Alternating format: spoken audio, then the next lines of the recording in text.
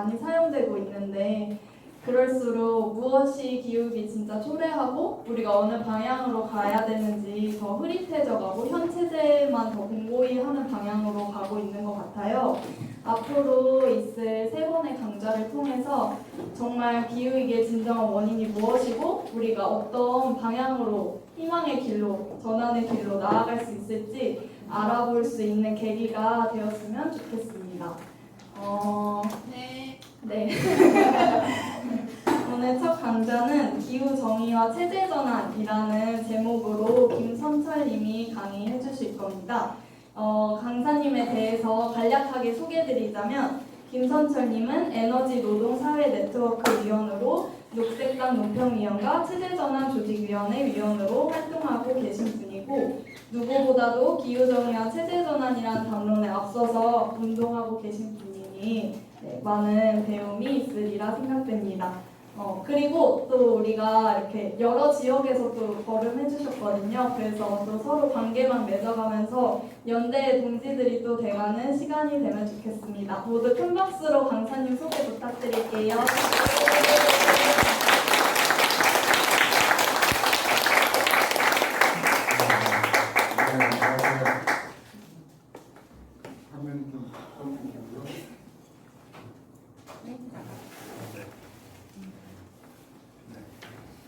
네, 소개받은 김선철입니다.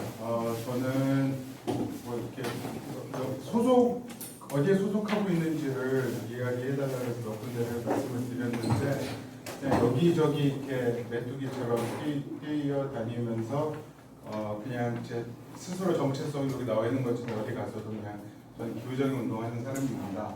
이렇게 소개를 하려고 해요. 근데 또 뭐 강사 카드도 이렇게 써야 되고 그러면 양력이라든가 뭐 이런 걸 하다 보니까 이제 소독도 써야 되는데 어쨌든 오늘 이 자리에 와서 너무 저는 기쁘고요. 사실 곡성 처음 와봅니다.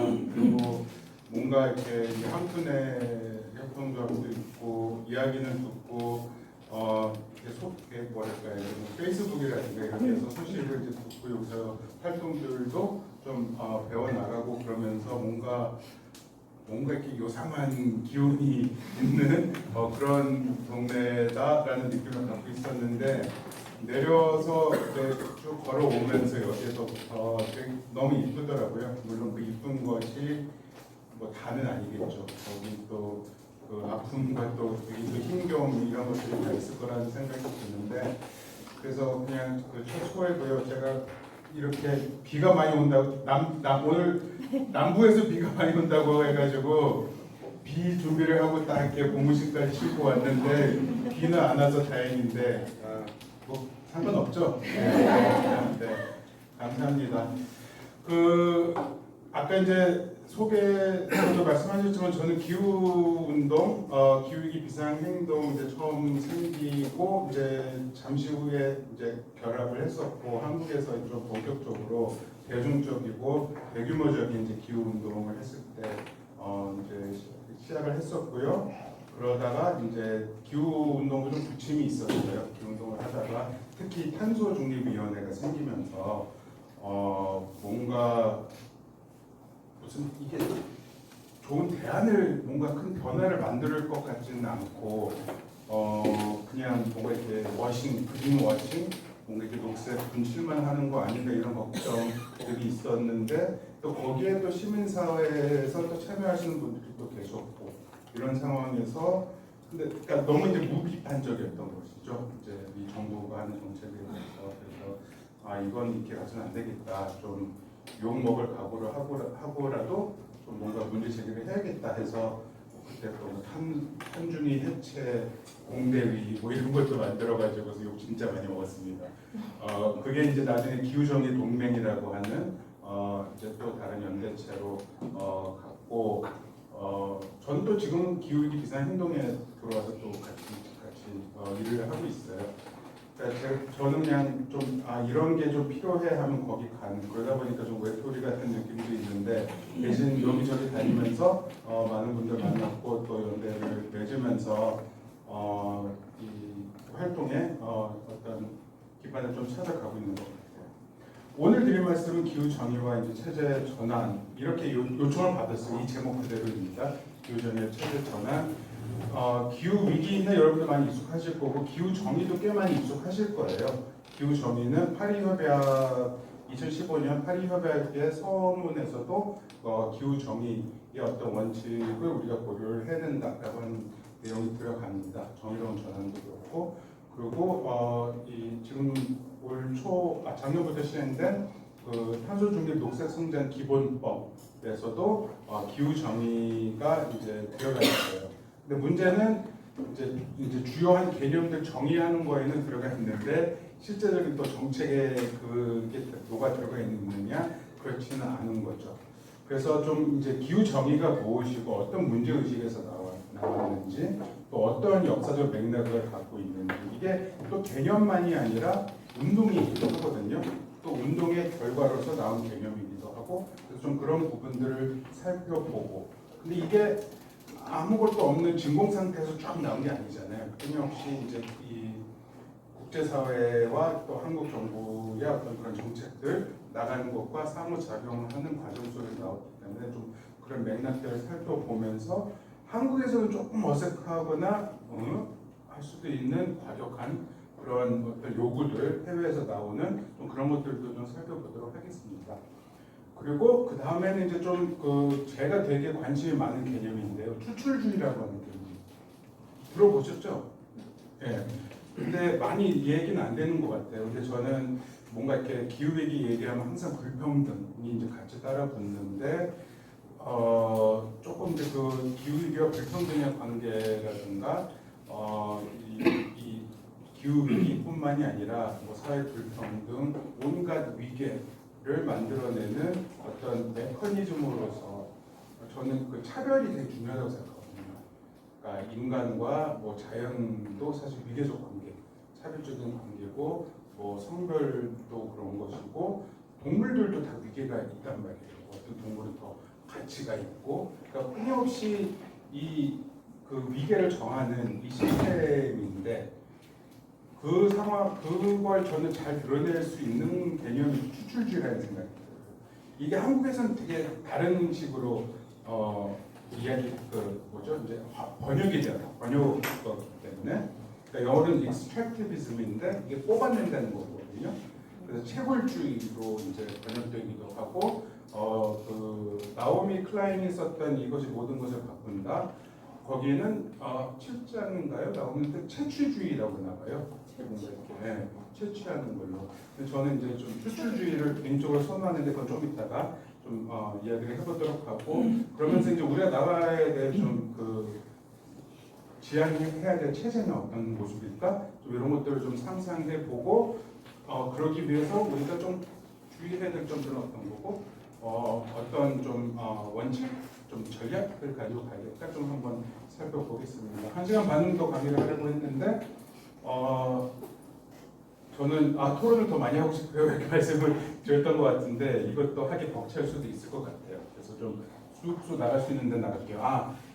이 사진 익숙하신가요 혹시? 2009년도에 코펜하겐에서 열렸었던 15회 사진이요. 이때 1997년도 교토 의정서가 맺어졌죠. 교토 의정서는 완전 실패했어요. 미국이라든가 중국, 인도 같은 나라들 아예 가입도 안 돼 있었고 참여했었던 뭐 캐나다, 러시아, 일본, 호주 이런 나라들이 탈퇴를 하면서 뭐 이제 처음으로 온실가스 감축을 시행해보자 이거를 약속을 했었는데 아무것도 안 된 좀 그런 케이스였어요. 그래서 이제 2009년도에 교토 의정서를 대체할 좀 새로운 그런 계획을 좀 만들자 해서 이제 코펜하겐에서 모였는데 그때 이제 막 5만 명에 달하는 이제 전 세계 기후전능 운동가들이 코펜하겐에 모여서 이제 밖에서 안에서 이제 회의장에서 이제 막 사람들 토론할 때 이제 밖에서 이제 저렇게 막 데모를 하고 있었던 거예요. 근데 이 현수막 보시면은 가운데에 이제 요즘은 이제 한국에서 많이 익숙해졌죠. 기후 변화 말고 체제 전환 얘기가 있고 그 뒤에는 which side are you on? 너는 어느 편에 있느냐? 근데 저는 요거가 한국에서 되게 애매한? 왜냐하면 이게 뭔가 이렇게 협치 지자체하고 같이 이제 하는 일들도 많고 이러다 보니까 다 어떻게 보면 이제 우리가 되는 이런 상황 속에서 나는 이렇게 가야 된다고 생각하는데 이렇게 얘기를 하다 보면 나도 모르게 또 이렇게 가고 있고 좀 이런 일들이 많잖아요. 그래서 어디에다가 우리가 좀 선을 그어야 되는지를 저는 좀 드러내주는 좀 그런 구호가 아닌가. 그래서 뭔가 이렇게 갈라치게 한다라고 생각하실 수도 있어요. 근데 저는 어떻게 보면 지금 갈라치기가 좀 필요한 시점이다. 왜냐하면 지금 뭔가를 아니 무슨 한국에 있는 대기업들 전부 다 기후위기 지속 가능한 발전한다고 하잖아요. 근데 이따가 보시겠지만 처절하게 실패했거든요.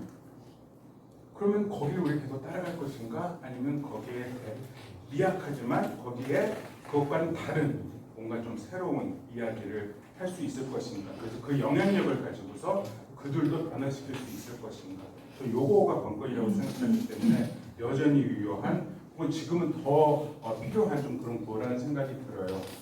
요거는요 작년인가 작년 초에요. 1월 초에 독일은 또 한국에서는 기후 위기 대응 되게 잘하는 나라처럼 이제 인식이 되고 있는데 그때 이제 그 리체라트라고 하는 지역인데 거기 이제 석탄 이 광산을 만든다고 해서 마을을 완전 소개를 시켰어요.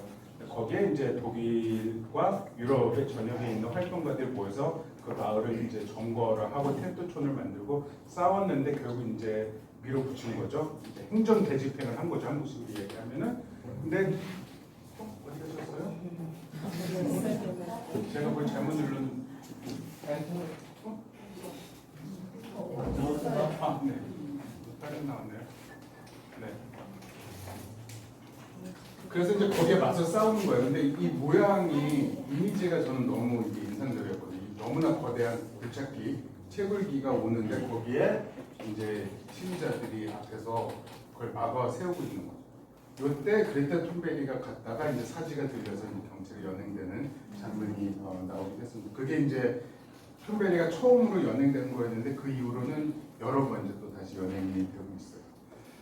이게 기후운동 하다 보면은 이 급수나 안 되기가 좀 힘든 알면 알수록 좀 그런 상황입니다.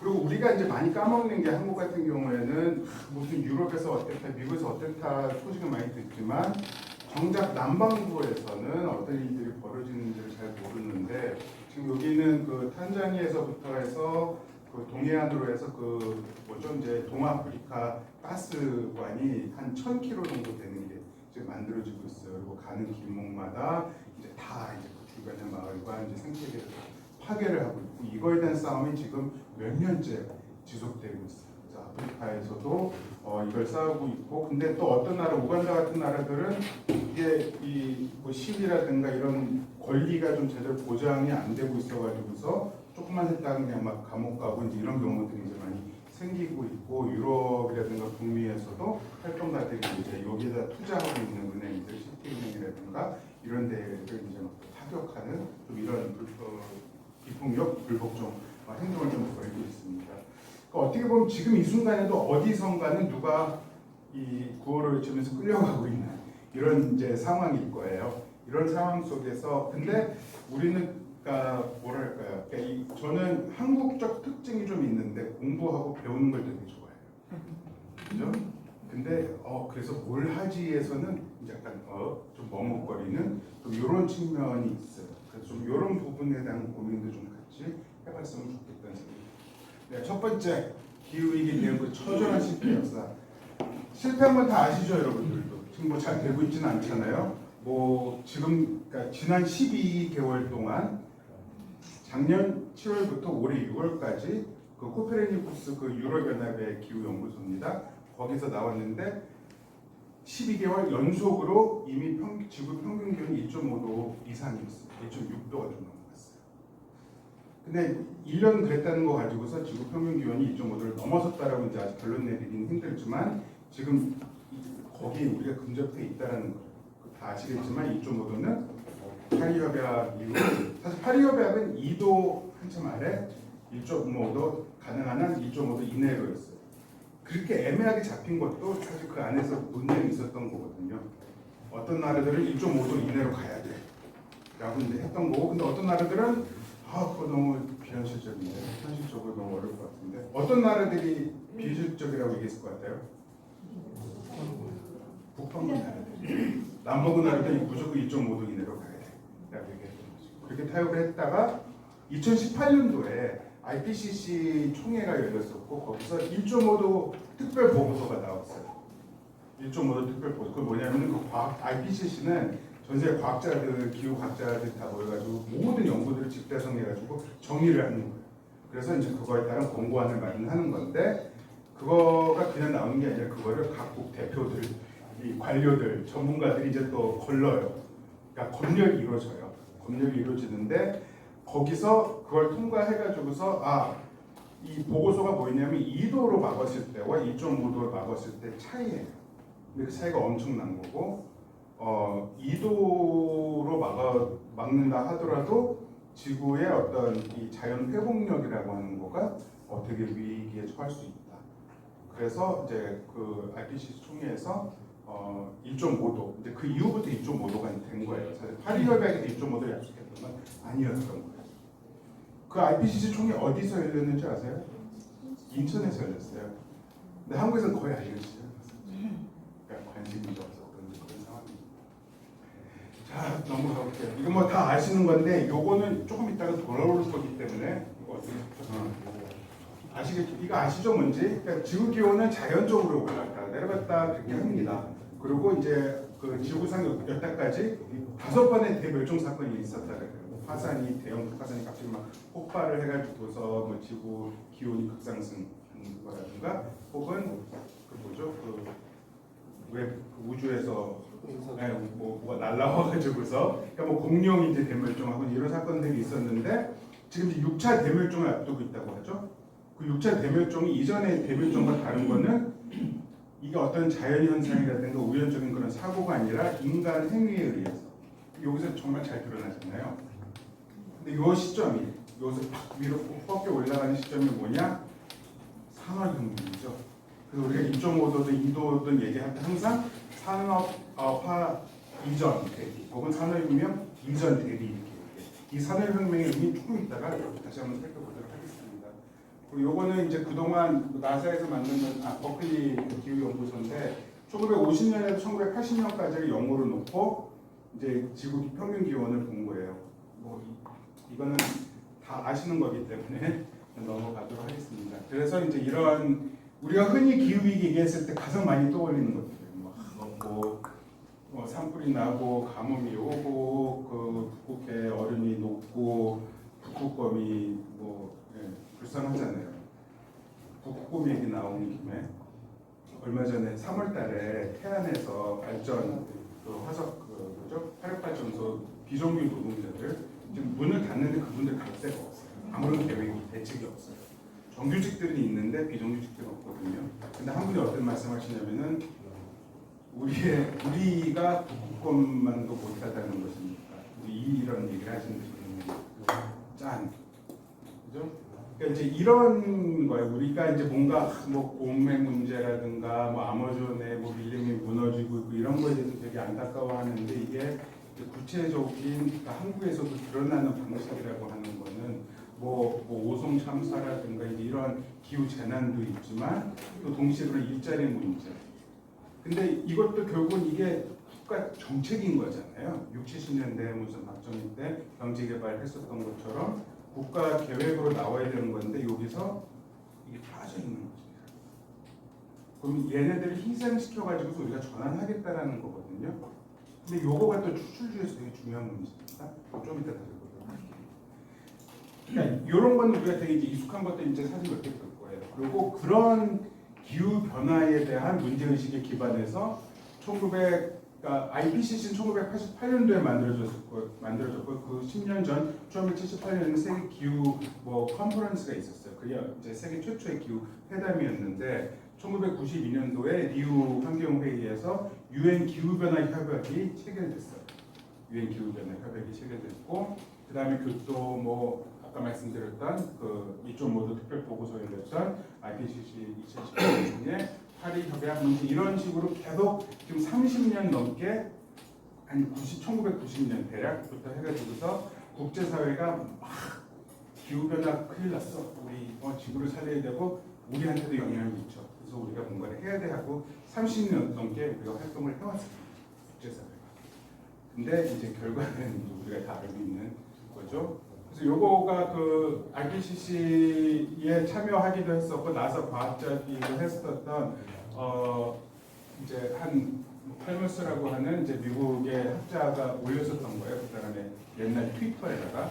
근데 뭐냐면은 그 이제 국제사회에서 이제 이런 식으로 계속 이제 1978년에 이제 세계 뭐 기후 총회 뭐 첫 번째 IPCC 보고서가 나오고 첫 번째 이제 폴이 열리고 이제 쭉쭉 파리 협약 했는데 그동안 내내 요건 뭘 나타내는 거냐면요. 이제 그 온실가스 농도의 대기 중 계속 늘어났고 요 색깔은 그 지구 기온 상승의 이제 그 속도를 더 진한 빨강일수록 더 빨리 올랐다는 거예요. 그러니까 뭐냐면 이걸 막기 위해서 이걸 하겠다고 했는데 이게 계속 올라갔던 거예요. 도대체 이거는 어떻게 이겨야 되지? 사실 저는 요거를 우리가 해결할 수 있다면은 여기에 대한 답이 없으면 저는 아무런 대안도 답도 못 찾을 거라는 생각이 듭니다. 더 충격적인 그래프입니다. 이런 그래프들이 꽤 많아요. 이제 누적 탄소 배출량을 이제 보는 건데 유럽 환경 정책 연구소라고 하는 데서 나온 거. 여기 말고 다른 데서도 한 게 있는데 좀 다 비슷해요. 뭐냐면은 산업화 이전부터 해가지고서 이제 누적 탄소 배출량을 이제 측정을 한 겁니다. 늘죠. 그리고 이제 산업혁명이 지나고 40년대 이제 19세기, 20세기로 들어서면서 이게 확 늘기 시작을 해요. 근데 문제는 이게 이제 1900년을 끊었어요. 1900년을 끊고 1991년에서부터 2021년까지 31년하고 그러니까 31년하고 이전까지 한 180년을 이제 비교를 한 건데 이게 더 많다는 거죠. 누적 탄소 배출량.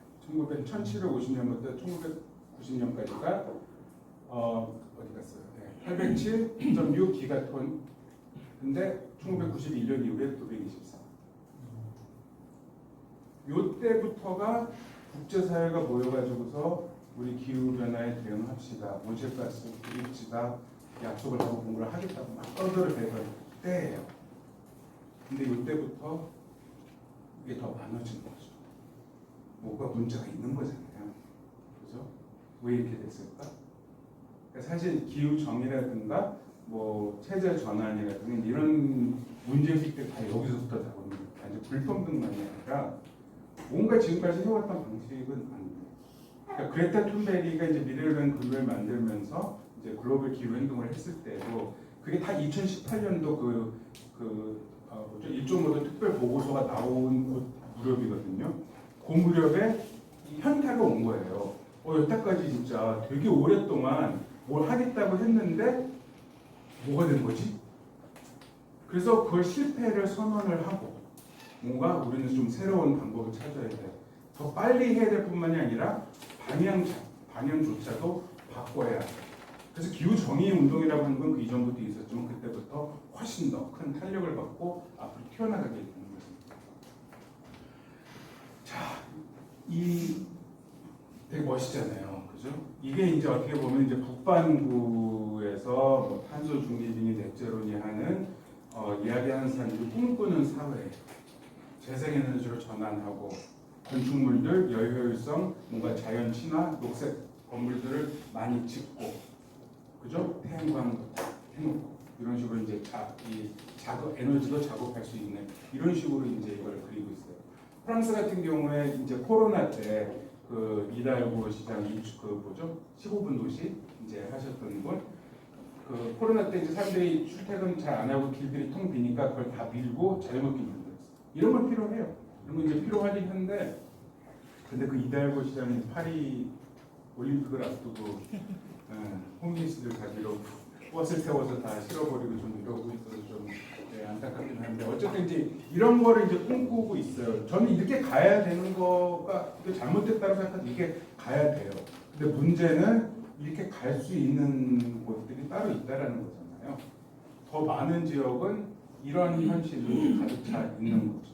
진짜 이 대비가 엄청나잖아요. 요거는 아마프리 어디죠? 요하네스버그라는데 담 하나 차이로 잔디밭과 수영장이 있는 이런 집들과 이런 틴하우스라고 하는데 한국 지금 판자촌 같은 거죠. 이제 이런 식으로 돼 있고, 뭐 멕시코 시티라든가, 뭐 이 브라질이고요. 이제 이런 식의 이제 불평등이 있는 가운데 아까 이제 이런 식의 어떤 도시라고 하는 거는 어떻게 가능하지? 혹은 누구를 위해 존재하지? 이제 하는 이제 질문을 던질 수밖에 없는 거고요. 그리고 실제로 이게 또 재밌는 건데 기후 재난 뭐랄까 기후 위기 혹은 이상 기후는 전 세계에 골고루 잘 사는 나라든 못 사는 나라든 상대적으로 골고루 이게 흩뿌려져요. 근데 이제 충격이 더 많은 나라들은 한국같이 사계절이 뚜렷한 나라들은 상대적으로 탄력이 있어요. 추운 것도 대비가 돼 있고 더운 것도 대비가 돼 있고. 근데 이제 예를 들어 계속 건조했던 지역에 갑자기 뭐 비가 막 쏟아지고 이랬을 때 이제 문제가 되는 거죠. 근데 피해는 인명 재산 피해가 더 커지는 거는 북반구보다 남반구예요. 또 그건 또 왜 그러지? 그러니까 뭐 불평등이 재난이다 뭐 이제 이런 얘기를 이제 우리가 감각으로는 알고 있는데 이것도 좀 우리가 좀 이제 고민해야 되는 문제죠.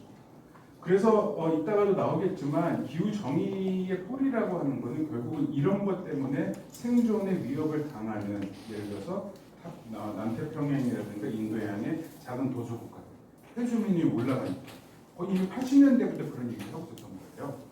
그런 나라들에서 이제 나오기 시작한 거예요. 야 이거는 우리 때문에 이렇게 되는 게 아니잖아. 너네가 온실가스 뿜어가지고서 지구 기온이 상승해서 해수면이 올라가서 우리가 피해를 받는 건데 너네가 책임져야지. 이 얘기 그때 한 거거든요.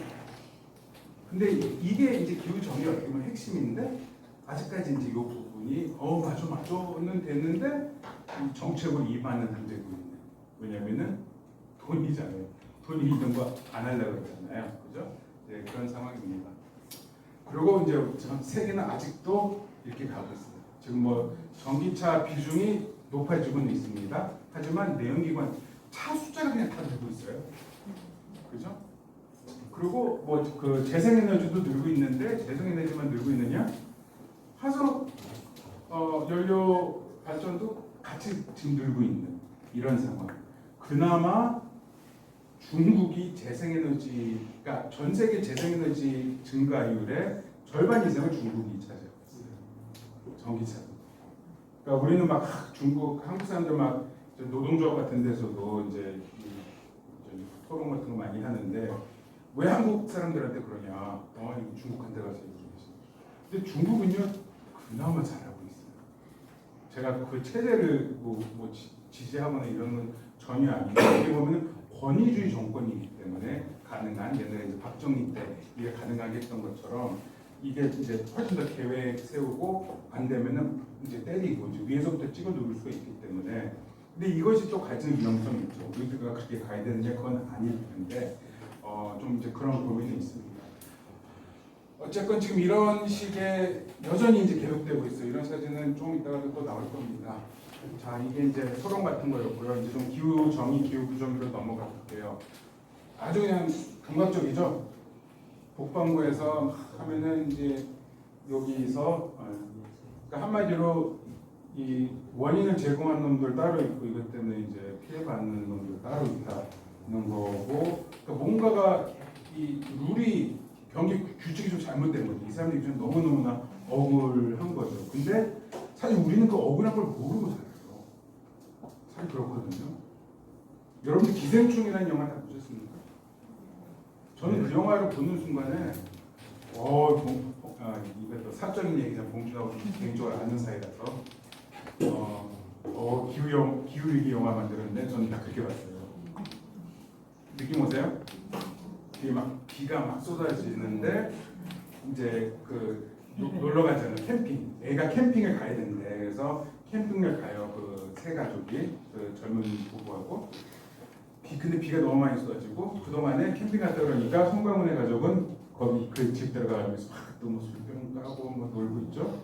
근데 비가 너무 쏟아지고 돌아오고 이제 막 도망가잖아요. 계속 내려가고 물 막 쏟아지고 내려갔더니 어떻게 돼요? 살던 동네 바보를 잠겨 있잖아요. 그죠? 체육관에 가서 자잖아요. 이게 이제 한국에서 이재민이라고 부르는 건데, 그죠?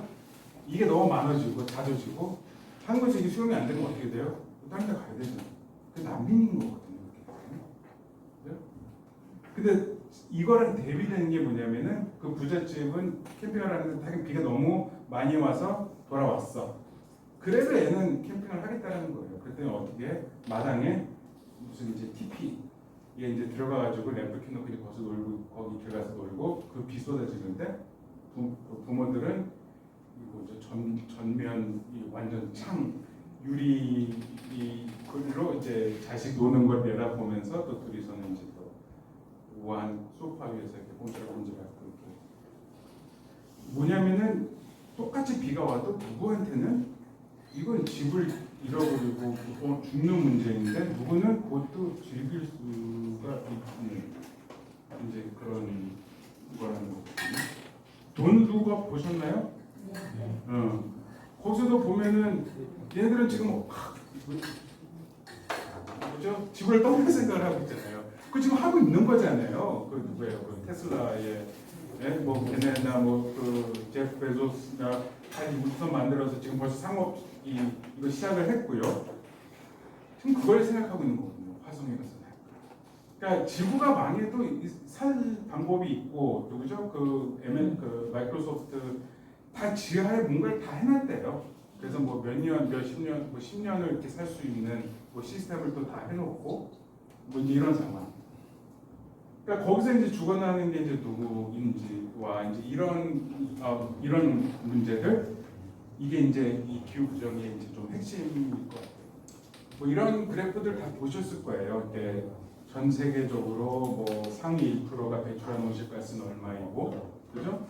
상위 10%가 뭐 하위 50%에 비해서 얼마고 이제 이런 어마어마한 거예요. 여기 나와 있지만 가장 최근 작년에 나왔던 건데 세계 상위 1%의 배출량이 하위 63분의 2만큼을 상위 2%가 지금 배출하고 있는 거예요.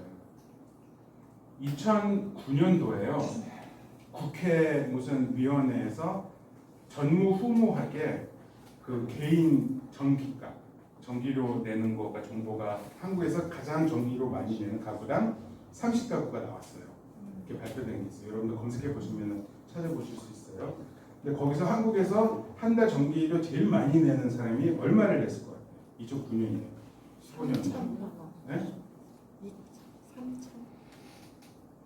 2,140만 원 조금 넘게 냈어요. 한 달에. 2,140만 원 조금 넘게. 상상이 안 되잖아요.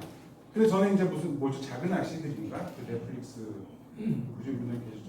근데 지하에 뭔가 뭐 하여간 대단한 뭐 화원 같은 것도 끌어놓고 이제 뭐 그러고 이런 것 때문에 여기도 한 1,000만 원은 나오겠다 뭐 이런 생각을 이제 하게 되는 거죠.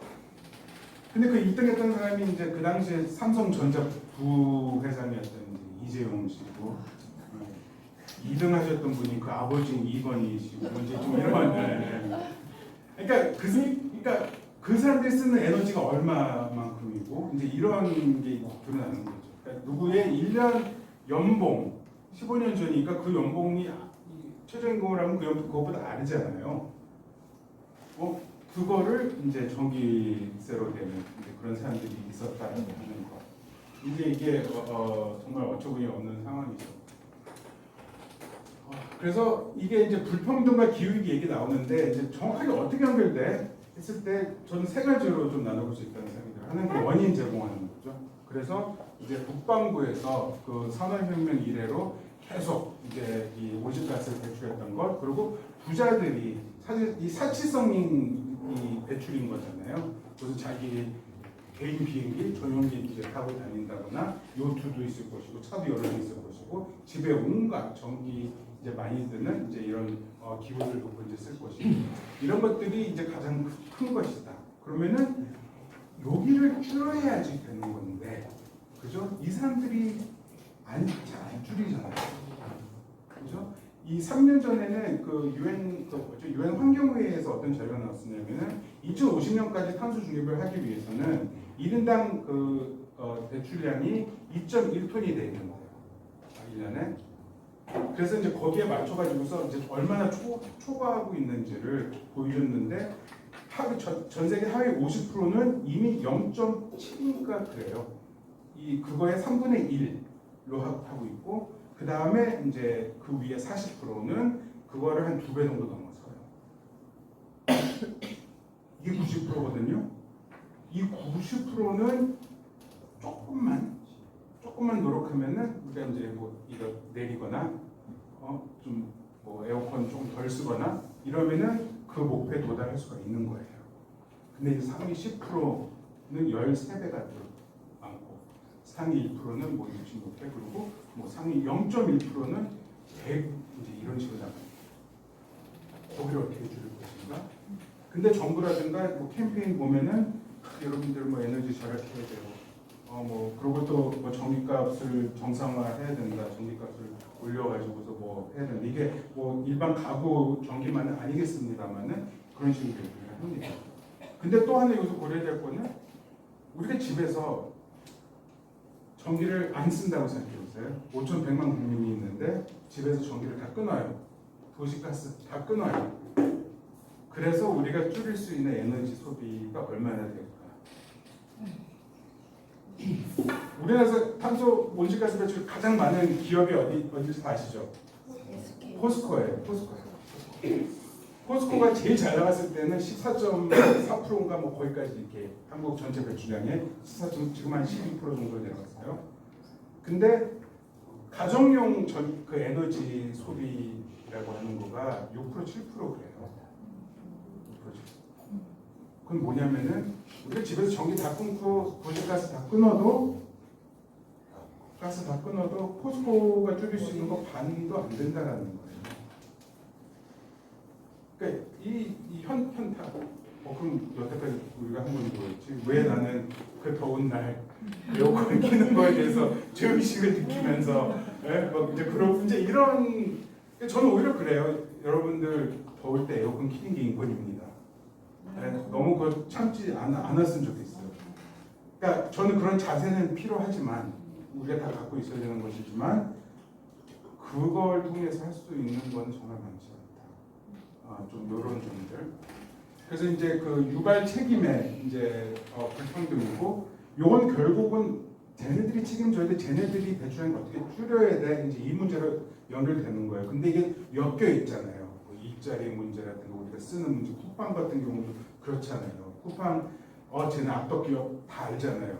써요 안 써요? 이제 이런 거에서부터 진짜로 묻는 건 아니었어요.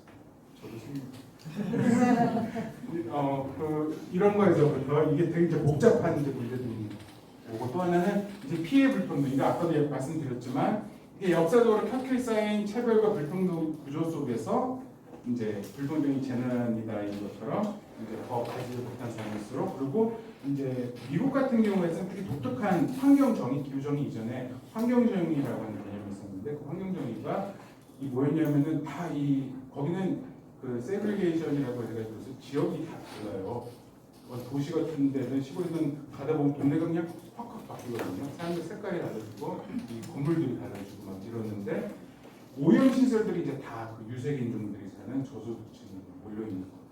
그래서 그거에 대한 저항이 되게 심했었고, 에린 브로코비치라고 하는 영화 아세요? 혹시 나이 좀 드신 분들 아실 거예요. 그게 이제 PG&E라고 해가지고서 이제 그 캘리포니아 쪽에 있었던 이제 그 전력사예요. 에너지사. 거기에 대항한 이제 싸움이었죠. 거기서 이제 오염 물질을 배출해요. 그러니까 그게 이제 90년대 초에 나왔던 건데 80년대 이제 싸움을 다룬 거예요.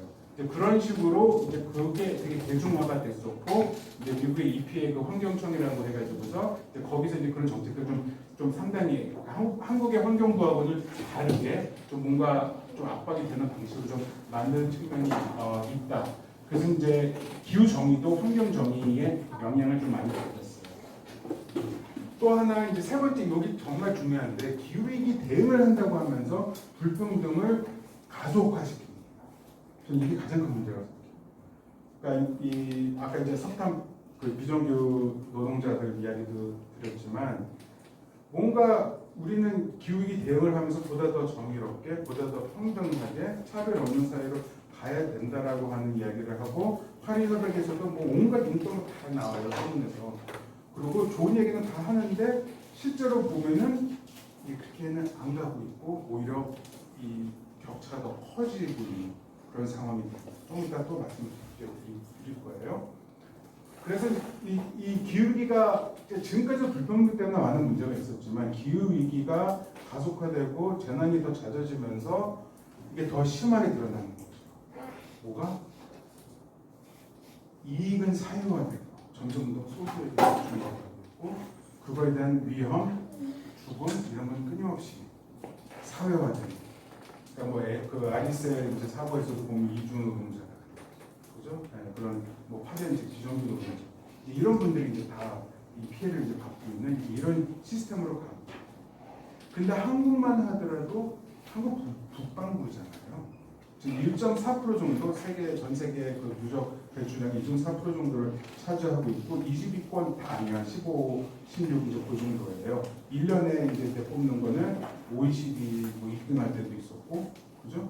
그러니까 이게 한국이 절대로 이게 이 정말 짧은 시간 동안에 글쓰간 경제 발전을 하면서 어마어마하게 많은 이 양을 이제 배출한 거죠. 1인당 그 탄소 배출량은 훨씬 더 높아요. 전체 배출량에 비해서. 근데 그거가 우리가 일반 시민들이 배출한 양이 아니거든요. 평균 내는 거잖아요. 포스코 같은 회사, 뭐 현대제철 같은 회사 이런 데를 이제 평균 내니까 이게 높은 건데 그랬을 때는 이걸 어떻게 맞출 것인가를 이제 우리가 고민을 해야 되는 거죠. 지금과 같이 계속 쓰는 방식으로 하면은 지구의 생태적 한계를 우리가 지키기가 어려운 상황입니다. 그래서 지구의 생태적 한계를 어떻게 지키면서 우리가 모두가 조금 더 나은 삶을 살 수 있을 것인가를 이제 고민해야 되는데 얼마 전에 나왔었던 그 이제 11차 전기본도 보면은 끊임없이 이제 늘어나는 것만 생각을 하고 있어요.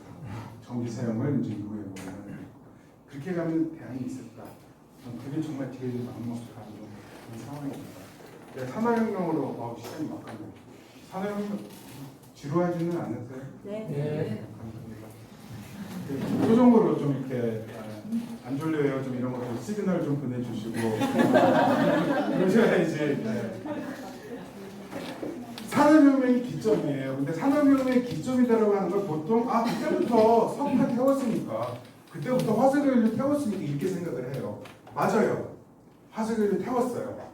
그죠? 그 대공장 시스템이 되면서 이제 아까 뭐 사진 있었지만 이제 진짜 대기 중으로 어마어마한 가스를 이제 내뿜기 시작했어요. 그건 맞아요.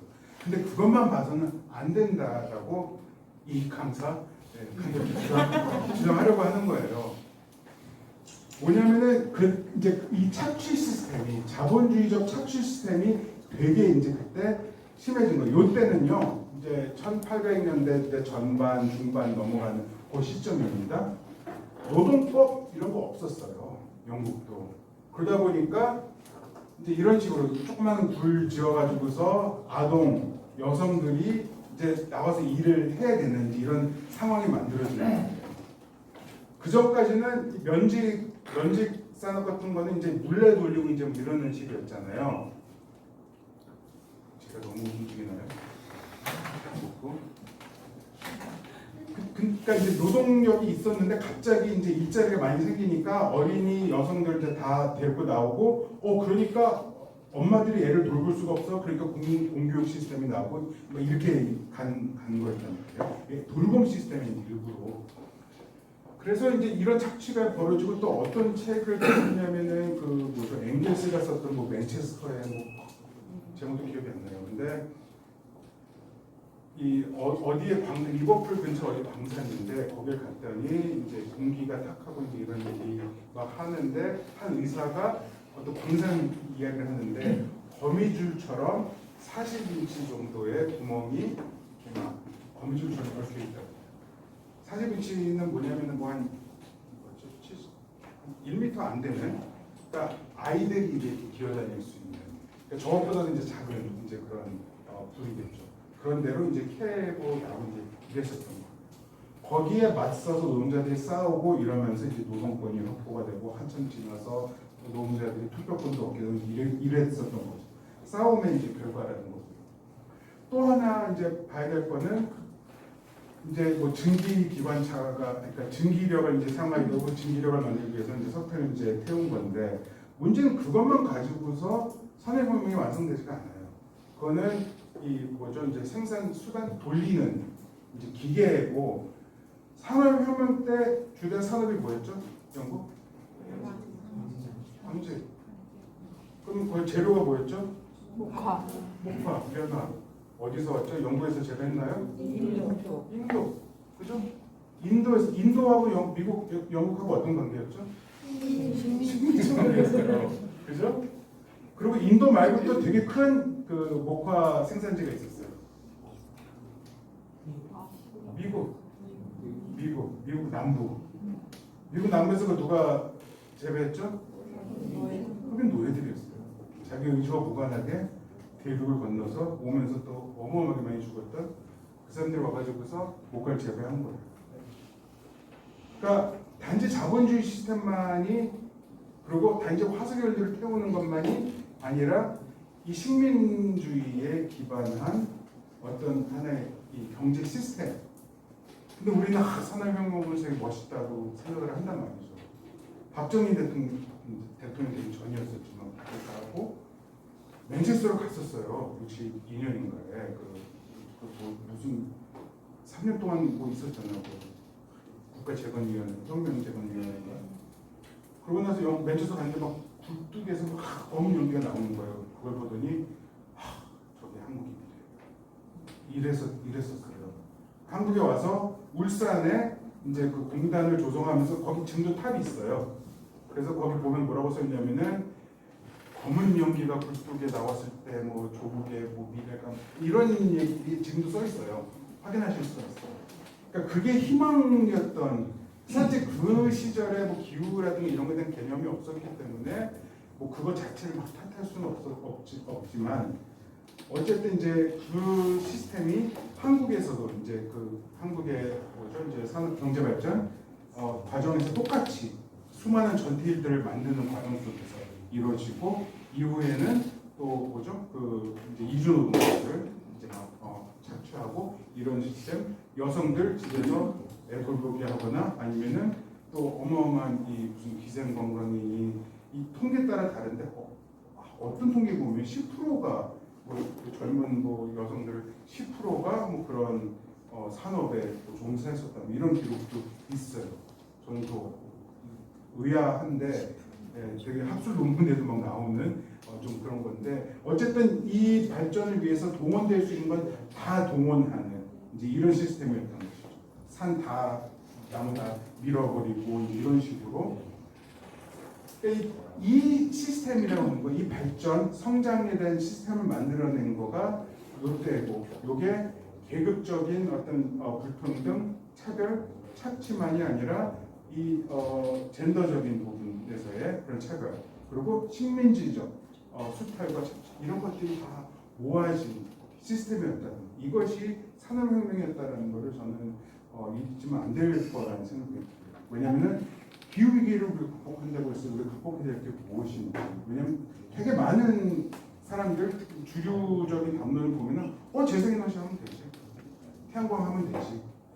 근데 뭐 태양광 때문에 얼마나 많은 문제가 벌어져요. 그렇죠? 풍력도 마찬가지고. 그러니까 이게 에너지원만 바뀐다고 이게 해결되는 문제인가? 아니면 우리가 자연과 맺는 관계, 우리가 우리끼리 맺는 관계 이런 것들에 대해서 더 근본적으로 생각해야 되는 문제인가? 이제 이것이 이제 좀 핵심적인 질문일 것 같습니다.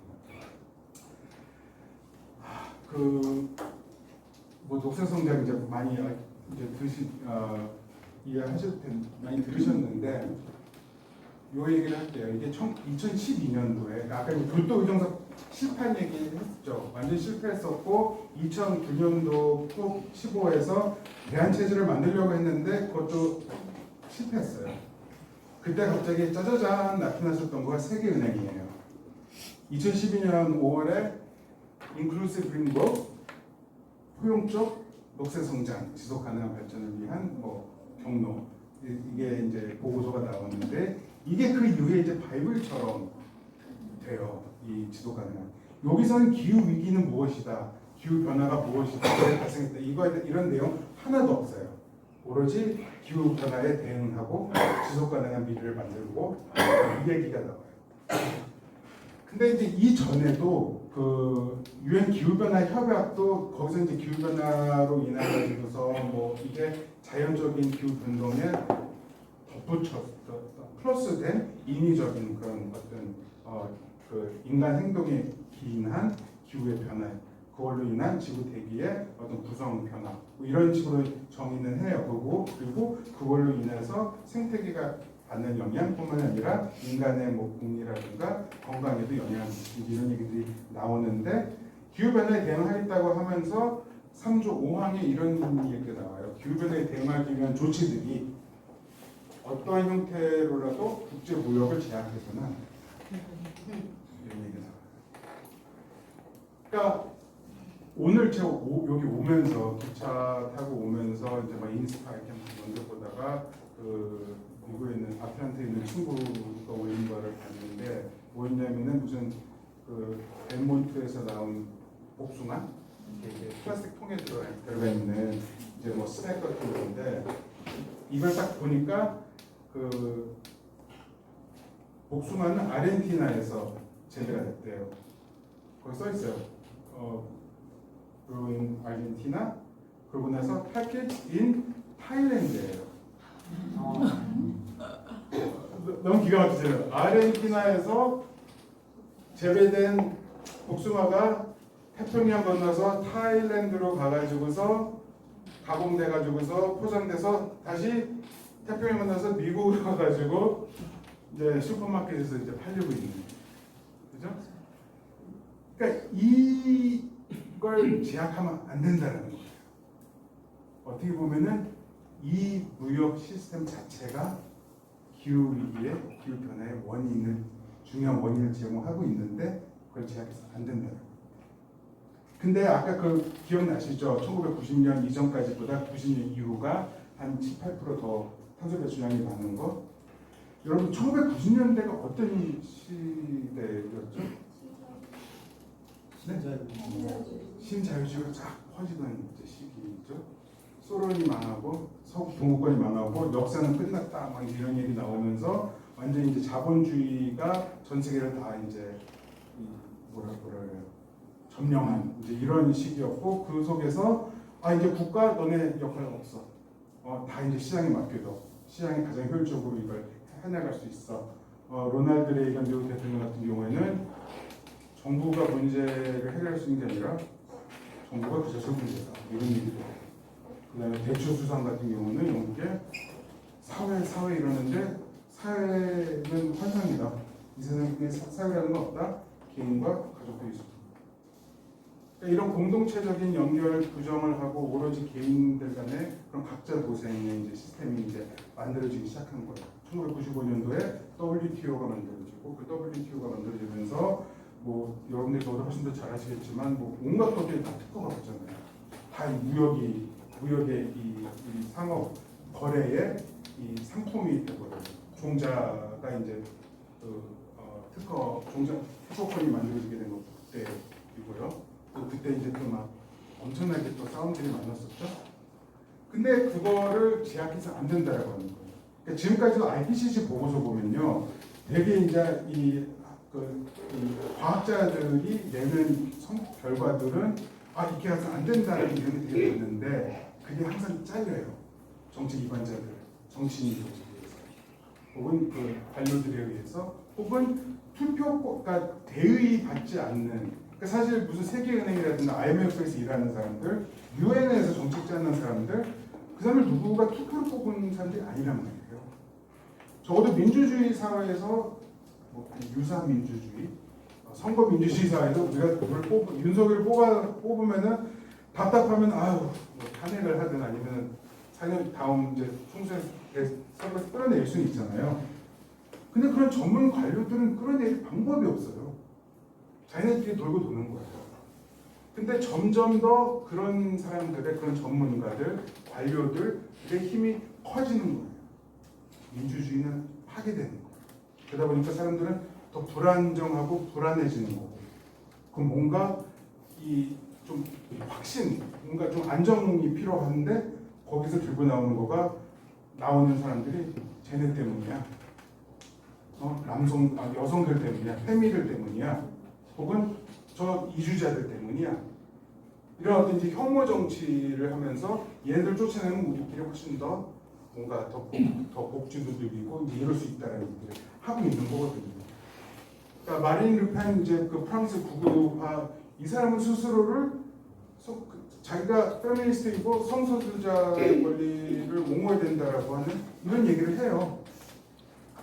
지금 그것도 많이 달라진 거예요. 그리고 지금 얼마 전에 지금 미국에서 공화당 전당대회 열리고 있는데 거기에 노동조합 위원장 나와가지고서 화물차 나와가지고서 진짜 노동조합에서 할 얘기를 막 한단 말이에요. 박수는 많이 못 받았지만 그런 것까지 자기네들이 이렇게 다 끌어들이려고 하고 있다는 거죠. 그러니까 뭔가 지금 엉망진창 과거의 뭐 진보 보수 가지고서는 뭔가 이게 선이 안 그어지는. 하지만 분명한 거는 주요 정치 세력들 전부 다 요거 무역이라든가 시장이라고 하는 걸 가장 앞세우고 있다라고 하는 이제 고죠. 그리고 이게 이제 결정적인 역할을 했는데 여기서는 이제 녹색 성장이 유일한 필수 도구다 이 얘기를 했고 제일 핵심적인 거가 공공 재원의 문제예요. 그러니까 나라 국가가 할 수 있는 거는 경직되고 뭐 부패가 있고 레드테이프 관료적인 이게 절차가 복잡해서 잘 안 되기 때문에 민간이 이걸 해야 되는데 정부의 역할이 있어요.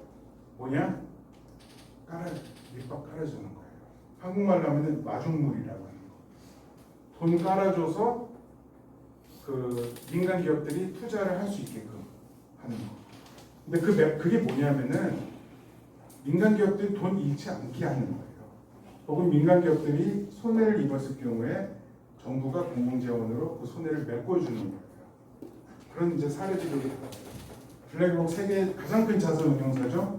이분이 그 유럽연합의 이제 ESG 정책을 이렇게 맡으셨다가 작년부터는 이제 난 ESG 얘기하는 ESG는 끝났어요. 사실 지금 미국이랑 유럽에서 이제 끝났는데 이런 얘기를 하는데 민간 자본을 조달하기 위해 공공재정을 사용하는 것, 기업에 대해서 무상 지원 및 보조금 형태의 정부 자금 이런 거를 줘야지 위험을 흡수한다는 거예요.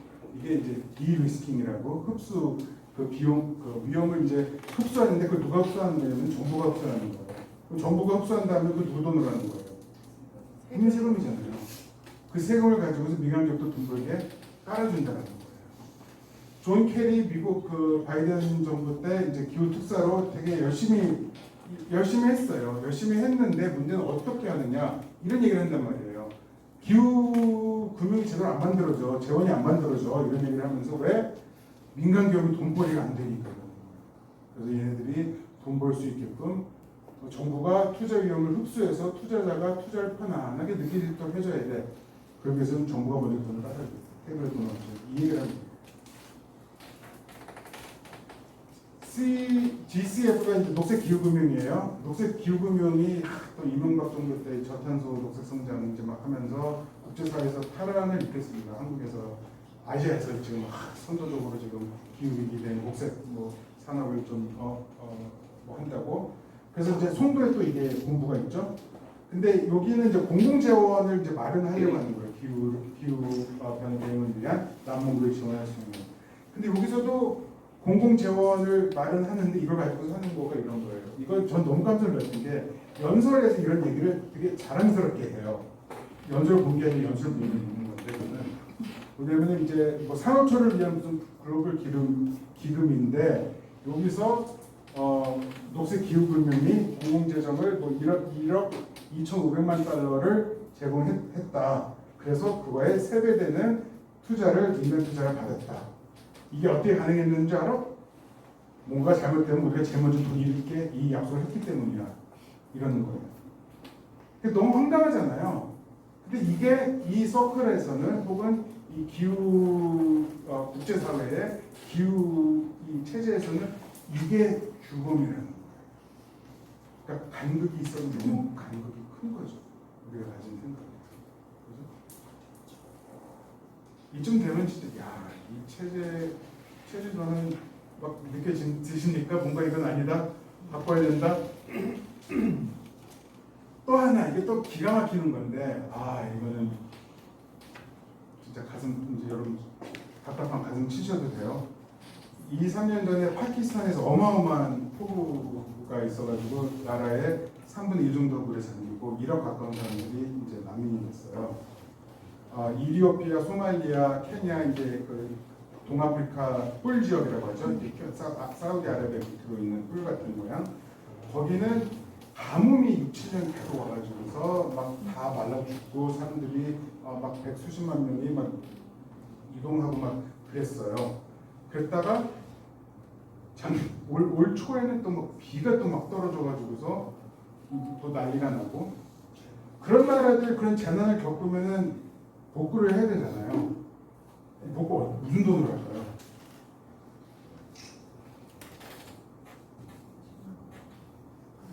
돈이 많지는 않잖아요.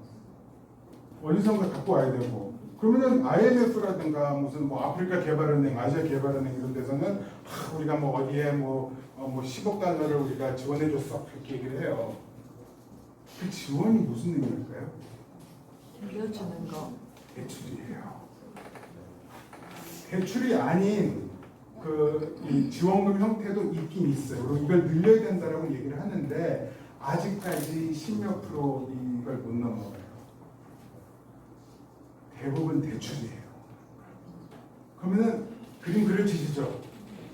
그럼 파키스탄에서 그래서 이제 돈을 이제 받아왔어. 근데 빌려주는 쪽에서 자기네들 지원을 해준대. 지원을 해준다고 해서 마치 우리는 남반구의 이 아픔을 우리는 같이 하고 있고 막 이런 식으로 막 선전을 한단 말이에요. 그래서 돈을 갖고 와가지고서 이제 막 이걸 해. 근데 올해 또 비가 또 쏟아지는 거예요. 그럼 어떻게 또 돈 빌려야 되는 거잖아요.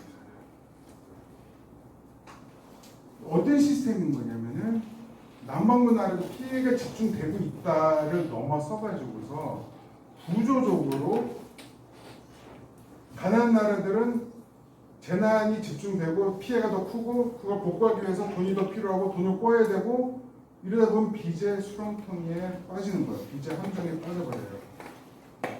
반면에 북반구 나라들은 우리는 정의롭게 뭐 해야 돼, 남반구 지원해야 돼, 남반구의 저 기후 적응을 우리는 도와 이러면서 돈을 꿔주고 이자 받고 돌을 쌓는 거예요.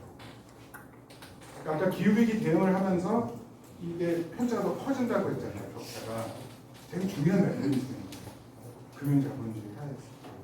그러니까 지금 이제 그 국제사회 기후위기 대응에 있어서 금융이 정말 중요한 부분이거든요. 그러니까 해외 같은 경우에는 기후정의 활동가들이 다 은행 같은 데 가서 막 꼬기고 있단 말이죠. 한국 이제 정부한테 가서 이러고 있는데 근데 그 이유가 얘네들이 지금 이제 가장 나쁜 놈들이에요. 그리고 무슨 ESG니 책임성 있는 투자니 이런 거 하면서 되게 이제 녹색 투자를 많이 하고 있다라고 이야기를 하는데 녹색 투자만 하진 않잖아요. 녹색 투자가 화석연료에 대한 투자를 대체하는 방식이 아니라 리스크 관리하는 것처럼 이런 것도 해야지. 지금 다 기후위기 이 정도 수준인 거거든요. 돈은 화석연료 만드는 거예요. 그리고 지금 사실 며칠 전에 블룸버그 그린에서 나왔는데 지금 전 세계적으로 녹색 기업들 주식값이 막 떨어지고 있어요. 그럼 돈은 더 어디로 가는 거냐? 화석연료로 가는 거예요. 시장에 맡기면 이렇게 되는 거예요. 왜? 시장 결국 돈 따는 거, 기업들은 이윤을 얻는 거 이게 목표일 수밖에 없거든요. 얘네들이 왜 그거 이윤이 목적이 아니면 기업을 할 필요가 없는 거죠. 다른 건 NGO를 하거나 그랬어야죠. 요즘 NGO를 돈에 목숨 거는 데가 너무 많긴 하지만 그렇습니다. 그래서 이제 이런 부정리가 이제 계속되고 있다. 그러니까 이제 이런 시스템이 만들어지는 거죠. 아까도 말씀드렸지만 기후 재난은 공평하게 전 세계에 가는데 이 나라들이 다 타고 죽고 이제 이러는 이유가 얘들 다 쌓아놓은 게 있고 구조적으로 게임룰 자체가 기후 재난이 와도 얘들 돈을 더 버는 식으로 만들어져 있기 때문에 녹색 성장이라든가 이런 식으로 온실가스를 줄이는 게 목적이 아니라 온실가스를 어떻게 흡수할 것인가 이게 또 이 탄소 상쇄 이게 핵심인 거잖아요. 온실가스 줄이는 것도 얘기를 하지만 실질적인 정책은 배출된 걸 흡수해서 탄소 중립으로 가겠다. 이거거든요. 구글이라든가 애플 같은데 마이크로소프트는 다 탄소 중립 선언이 됐었거든요. 근데 AI 때문에 지금도 다시 이제 꼬라박고 있잖아요. 그 데이터 센터 전기 너무 많이 먹기 때문에 이제 그런 식으로 그러니까 마이크로소프트는 우리 이제 이거 못할 것 같아 이제 이런 식으로 나오는 거죠. 그러니까 목표가 뭐고 거기서 녹색이 어떤 역할을 하는지에 대한 좀 그런 고민을 주는 거고요. 한국도 마찬가지죠. 똑같아요. 근데 왠지 한국에서 하는 건 이제 더 우리 눈에 더 뭔가 선명하게 드러나는 것 같잖아요. 근데 한국만 그런 게 아니거든요. 해외도 마찬가지고 오히려 저는 수소가 한국 정부 윤석열 들어와서 수소로만 밀었단 말이에요. 근데 그 당시 한 2, 3년 전만 하더라도 수소는 아닌데 지금 재사용으로 가야 되는 건데 이랬었는데 요즘 또 다시 수소가 써요. 왜? 돈이 들고 같아요. 해외에서. 그러면 윤석열 3년 전면 있었던 분인 거예요. 요즘 시장이고 이래서 윤석열이 아니라 그 주변에 있는 사람들이었겠지만. 그러니까 윤석열만이 아니라 지금 사실 전 세계가 지금 다 이런 다 윤석열이다라고 생각하시면 돼요. 조금 더 착한. 그러니까 뭐 문재인은 그럼 더 훨씬 낫었나? 저는 그렇지 않았다고 생각합니다. 거기도 끊임없이 성장이 중요했었고 무슨 뭐 보령에 와서 석탄 노동자 일자리 있는 사람 한 명도 없겠다 했는데 몇 달도 안 지나가지고서 벌써 막 뭐죠? 이제 해고되는 사람들 막 생기고 일자리 있는 사람들 생기고 약속 하나도 못 지켰단 말이에요.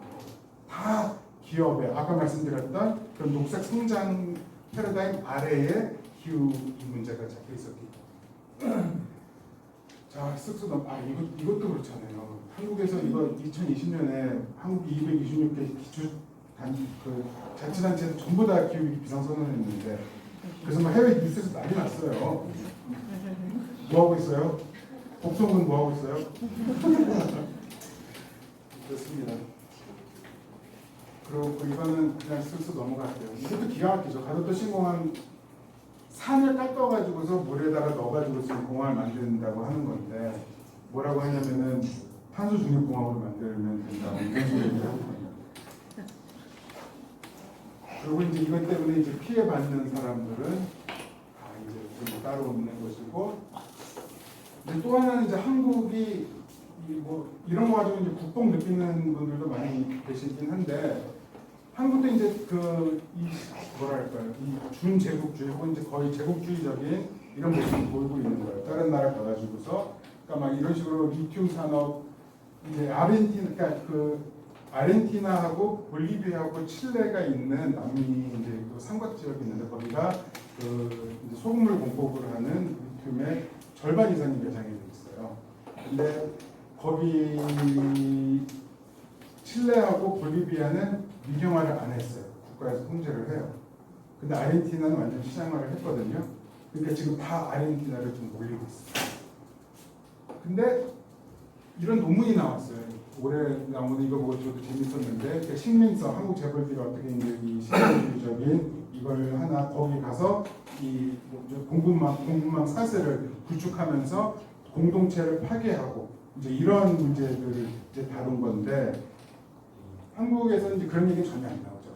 국내 기업에 미친 이런 것들만 이제 나오고 있는 거고, 뭐 코스코 같은 경우 인도네시아에서 팜 농장 뭐다 불태우고 장난이 아니거든요. 인도에서 LG화학 뭐 사고 나도 1000명 이상의 뭐 다치고 이런 일이 벌어지는데 한국에서 이제 그런 얘기들이 혹은 이런 거 가지고서 큰 이슈가 안 되는 좀 이런 상황. 그러니까 한국이 또 되게 재밌는 게 해외에서 보면 한국 엄청난 선진국이거든요. 완전히 첨단을 달리고 있는 이런 선진국인데 한국에서는 선진국들은 뭐 이런 얘기예요. 마치 자기는 아닌 거죠. 그러니까 미국도 선진국이라고 하는데 거기도 동네 따라 다 다르잖아요. 지역 따라 다르고. 디트로이트 같은데 어디 뭐 이상한 데 가면은 그 케냐 사람들이 이런 거 많이 해보여요. 뭐냐면은 사진 2개 올려놓고 여기 어디가 아프리카일까. 사람들 다 틀려요. 왜냐면 그 미국에 있는 동네를 아프리카로 보는데 거기가 이제 사실은 미국인 이제 뭐 이런 식. 그러니까 이런 상황인데 한국은 마치 유체 이탈을 되게 잘하는 거죠. 한국인이 어디에 위치해 있는지 잘 모르는. 근데 일반 시민들도 어느 정도 느끼고는 있지만 아직 그런 감각이 많이 좀 부족한 건 또 있어요. 그러니까 예를 들어서 한국이 국제사회에서 지금 어떤 역할, 어느 위치에 있고 기후위기라든가 이런 거에 대해서 어느 정도 책임이 있고, 예를 들어서 지금 한국이 세계 10위의 온실가스 배출국이다 이러면은 세계 10위 정도의 책임성이 있는 거잖아요. 근데 그거에 대해서는 사실 우리가 좀 감각이 좀 떨어진다. 자, 이제 기후정의로 넘어갈게요.